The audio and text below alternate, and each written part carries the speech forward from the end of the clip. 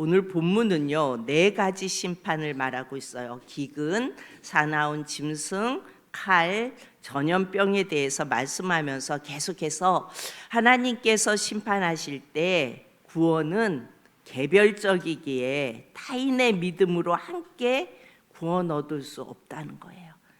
그러니까 아무리 완벽하다 할지라도, 완전한 공의를 가지고 있다 할지라도 함께 구원 얻을 수 없고 그들만 구원 얻는다는 말씀을 계속해서 반복해서 하십니다. 오늘 14절에 보면요, 비록 노아, 다니엘, 욥 이 세 사람이 거기에 있을지라도 그들은 그들의 공의로 자기의 생명만 건지리라, 이렇게 말씀합니다.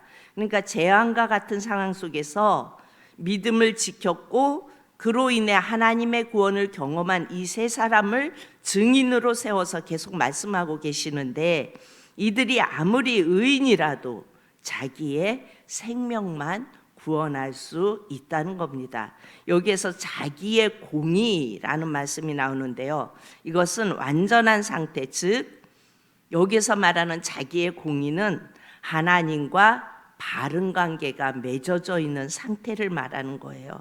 자기의 공의, 그러면 우리는 본인들의 어떤 공 이렇게 생각할 수 있는데, 여기에서 자기의 공의는 하나님과 바른 관계가 맺어져 있는 상태, 그러니까 완전한 상태의 사람이 우리 옆에 있다 할지라도, 노아 우리가 다 알잖아요. 120년 동안 누가 뭐래도 하나님과의 관계 속에서 배를 지은 사람, 다니엘도 잘 알고 욥도 그 고난 속에서 하나님과의 관계 속에 있었던 사람. 그런데 이렇게 완전한 상태에 하나님과 바른 관계에 있는 이 사람 옆에 있다 할지라도 구원에 낼 수 없다는 말입니다. 구원에 대한 문제는 오직 하나님과 나와의 관계, 그러니까 나 개인과 하나님과의 관계 속에서만 이루어진다는 겁니다. 놀라운 것은 모두가 망하는 길로 간다 할지라도 그 가운데 하나님과 바른 관계 속에 살아가는 사람이 있었다는 겁니다. 다 죽음을 향해 가는데 놀라운 구원을 경험하는 자들이 시대마다 때마다 있었다는 겁니다. 세상이 왜 이렇게 썩었어, 왜 이렇게 돌아가, 이렇게 말을 한다 할지라도 그 가운데 하나님과 올바른 관계를 맺고 있는 자가 있었다는 겁니다. 그래서 오늘 본문은 그들이 누구래요? 노아, 다니엘, 욥이라고 이렇게 모범을 들어서, 이렇게 표본을 들어서 말씀하고 있죠. 왜 이 말씀을 하실까요? 곧 이 심판이 너희에게 임하게 될 거라는 것입니다. 그런데 하나님과 바른 관계 속으로만 들어오면 구원을 얻어 심판을 면한다는 사실을 오늘 본문을 통하여 우리에게 말씀해 주고 있습니다. 13절에 보면요, 어떤 나라가, 인자야 가령 어떤 나라가 불법을 행하여 내게 범죄함으로 내가 손을 그 위에 펴서 그 의지하는 양식을 끊어 기근을 내려 사람과 짐승을 그 나라에서 끊는다 하자. 그러니까 불법을 행할 때 우리에게 오는 게 기근이에요.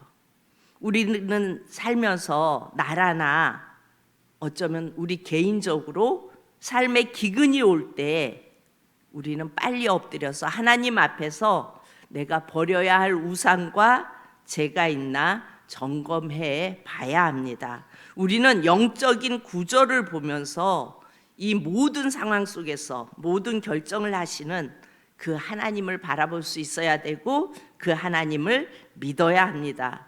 나라가 이상하든 아니면 가정이 이상하든 아니면 우리의 자녀가 좀 이상하든 그 모든 주권은 하나님의 주권 아래에 있다는 사실을 우리는 인정해야 합니다. 불법을 행하는 나라에 하나님이 기근을 내리는데 노아, 다니엘, 욥은 거기에 있어도 어떻게 하시겠대요? 건지시겠다는 거예요. 이 말은 하나님의 은혜를 베풀면 살아나오는 자가 있다는 거예요. 어떠한 상황 속에서도 하나님이 은혜를 베풀면 살아나오는 자가 있다는 거예요. 하나님은 하나님을 대적하고 불법을 행하는 개인이나 나라를 반드시 기근으로 다루고 사나운 짐승으로 다루고 칼로 다루고 전염병이 그 땅에 임하게 하셔서 다루신다고요. 하나님이 다루시는 방법을 보면 기근, 여러분 기근 하면 제일 먼저 생각나는 데가 공산당이죠. 북한 땅이죠. 기근으로 인하여 고통하잖아요. 또 이슬람 나라들을 보면서 그들의 기근을 봐요. 대부분의 이슬람 나라들이 기근 속에서 이렇게 고통하는 것을 우리가 봅니다. 그러니까 이런 나라들을 보면서 하나님이 뭘 하시는지를 우리는 볼 수 있어야 합니다. 우리는 역사를 통해 지도자가 하나님을 대적할 때 하나님이 그 위에서 어떻게 하시는지를 볼 수 있어야 합니다. 그래서 기근은 하나님을 대적할 때 오는 게 기근입니다. 그리고 사나운 짐승은요, 서로 죽이고 죽는 어떤 치안의 불안정이에요. 부모가 자식을 죽이고 또 자식이 부모를 죽이고, 오늘날 우리의 사회 속에서도 그냥 공공연하게 일어나는 일들이잖아요. 이런 것이 사나운 짐승, 그런 거라고 볼 수 있어요. 또 칼, 여러분 칼은 전쟁입니다. 전쟁은 하나님을 올곧게 바라보며 좋은 관계 속에 있으면 전쟁 나지 않아요. 여러분 6.25도 우리는 북한이 남한을 쳐들어왔다 이렇게 단순하게 말하죠.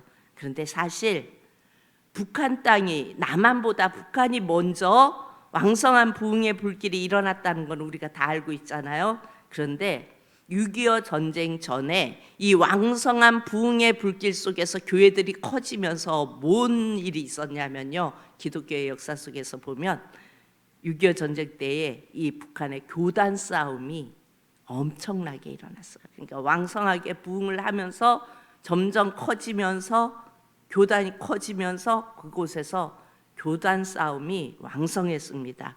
그러니까 고통스러운 역사가 있기 전에, 물론 우리에게도 고통스러운 역사였어요. 그렇지만 우리는 6.25 전쟁을 겪고 그랬지만 하나님이 복되게 하셨잖아요. 근데 북한은 6.25 전쟁을 그들이 쳐들어왔음에도 불구하고 그들은 계속 기근 속에서 허덕이고 그렇게 고통하는 역사를 오늘까지 이어오고 있잖아요. 그러니까 고통스러운 역사가 있기 전에는 뭔가 하나님에 대한 불법과 제약의 걸림돌, 그러니까 앞장에서 항상 우리가 내게 우상이 있는지 제약의 걸림돌이 있는지 점검해야 된다고 말씀드렸죠. 그러니까 하나님에 대한 불법과 제약의 걸림돌이 해결되지 않고 남아 있었다는 거예요. 그래서 하나님이 그것을 다루시는 방법으로 사용하셨다는 겁니다. 그리고 전염병도 마찬가지예요. 하나님을 대적하고 하나님 앞에 이렇게 나갈 때 휩쓰는 이런 거. 그러니까 본문을 통하여 깨닫는 것은 하나님의 통치하심이 모든 것 위에 있다는 거예요. 주권자가 나라를 잘못 다스리고 통치할 때는 하나님이 직접 다스리겠다는 겁니다. 이런 상황으로 언제까지 가야 해? 뭐 이런 생각을 할 수도 있어요. 그런데 하나님이 다스리면 순식간에 뒤집는 그런 역사가 있습니다. 개인의 구원은요, 개인적으로 내가 죄인임을 고백하면서 예수 그리스도를 구원자로 영접해야 된다는 사실을 우리는 개인에게 끊임없이 가르쳐야 돼요. 엄마 때문에 자녀가 구원 얻는 거 아니고요, 잘 믿는 아내 때문에 남편이 구원 얻는 거 아니에요. 개인적이라고요. 개인이 죄인임을 고백하고 예수 그리스도를 구원자로 영접해야 구원 얻을 수 있다라는 것을 끊임없이 가르쳐줘야 합니다.